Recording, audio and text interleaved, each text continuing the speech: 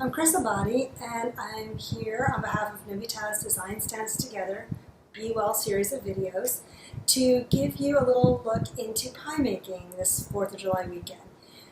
Because of the time of year, I thought I would focus on some seasonal fruits, and we prepared before this video and everything so we could lay it out and speed it up so you can see it, and we'll have, at the end of the film, you'll see all the ingredients.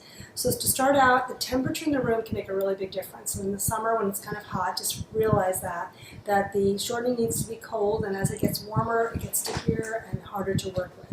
So I started out my pie making on Crisco, and I kind of went through the Crisco period and then on to butter, and now I'm a full-on 100% butter person. I used an unsalted butter, and I always chill it in the freezer prior to using it. So we started that before we got going, so I'm going to just go over here and grab our butter. In this case, I'm going to make an extra big amount of dough so that we have enough for a pie and probably some leftover, and we can talk about that at the end. But this is 2 sticks of butter. I basically take the butter and I kind of slice it into the bowl so that I get smallish pieces that I can then mix and blend with the flour. I measured with the 2 sticks about 2.5 cups of flour here, and about a teaspoon, maybe a little less, I'd say, of salt. So I'm going to put the salt into the flour and then put it right into the butter. And again, temperature. Okay. And then you're going to want something like this, which is a pastry cutter. You're going to use to cut the butter and the flour together. So this is always one of my least favorite parts of it, but I basically will start to kind of push into the flour and blend it together with the butter. The butter should try to not make it completely tiny, because you want to have little tiny, almost pea-sized pieces of butter that are not mixed with the flour, which when the oven is on and it's baking, those little pockets of butter will make it flaky. That's how you get the flake. Depending on how much fruit you had, I have this really nice rhubarb, which I've already kind of prepared, as well as strawberries. And I'm going to, while I'm doing that, I'm going to put those guys together into one big bowl. So here I will add around a half a cup of sugar. I'm trying to cut back on sugar these days for health reasons. I think everyone should. It's a really tasty tart pie with less sugar.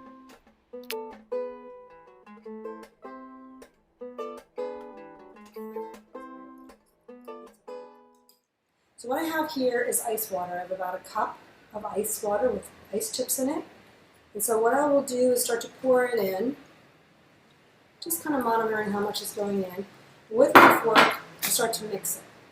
So I want to sort of show you how that's being mixed together. You don't want to overwork it, but you want to get that water in to kind of make the dough into this cohesive balls that we're going to make into our pie.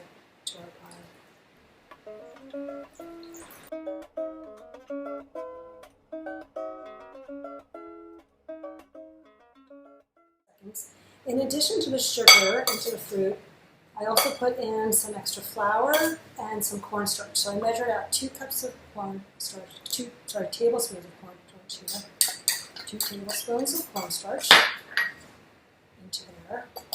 That's going to thicken it up, so you kind of want to get that in there and mix it up enough so it's really on the fruit.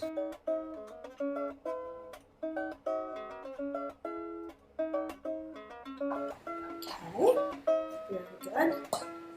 I made a pie last summer in Japan, and it was so hot that, and I had all these guests watching me making it. It was quite nerve-wracking, but it came out pretty well in the end. Okay. All right, so now I've kind of got it all blended together. It's just sort of a nice mass like that. And what I'll do with my hands, I might even put a little flour on my hands just so I'm not sticky. I'll kind of grab it and I'll lightly make a ball. So that's going to be one side of the pie. It's a bigger pan, so I'm going to try to get a little extra. It's a biggish one. So see, this is like lightly formed into kind of a disc. This is extra, which I'll just keep in here in case I need it. And one of my secrets is wax paper. I learned it from my grandmother. It's amazing. So it really helps you to work the dough. So I'm going to work with the bigger one first. I take some wax paper and I lay it out on the counter. I take some flour and I put it on the wax paper so that there's a flour base to it. It's really good. I'm going to take some of it out. Okay. I'm going to take this other one and I'm going to wrap it up just to keep it cool, and I'm going to put it in the fridge for a minute.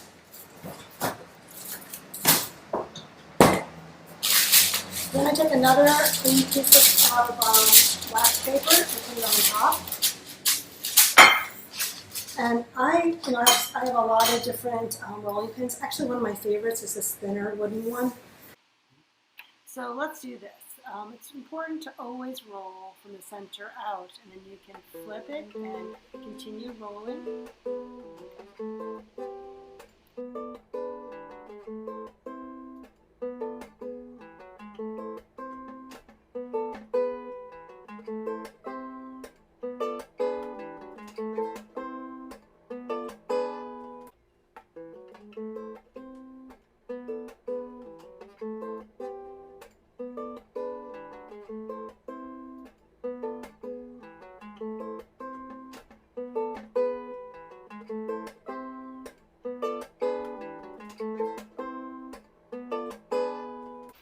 I add a little zest of lemon to the top to just brighten up the flavor.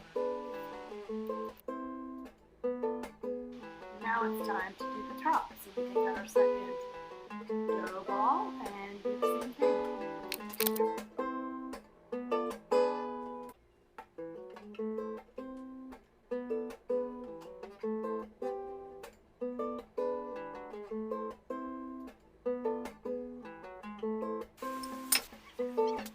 So I like to now cut the top of the pie crust using some really fun old antique pie cutters that I've been collecting, and I start to lay them over the top in one direction, try to make them around the same thickness so that they're kind of consistent, and then I start to weave over on a diagonal, again working over and under to create a lattice. So it's kind of a weaving with dough instead of textiles, and you create this really lovely lattice.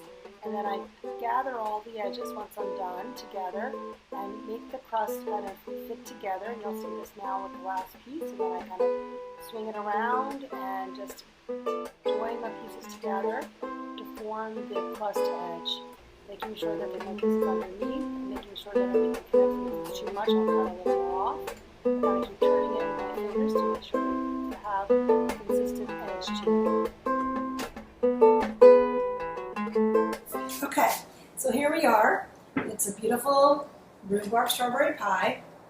I cooked it at 425 for about 15 minutes, and then I lowered it to 375 for another 30-40 minutes. The nice thing again about the Pyrex is that you can see the bottom and you can see how golden brown it is, and watch that it's not burning. So again, happy 4th, and if it's any time of year, feel free to make a pie. It makes everybody happy. So enjoy.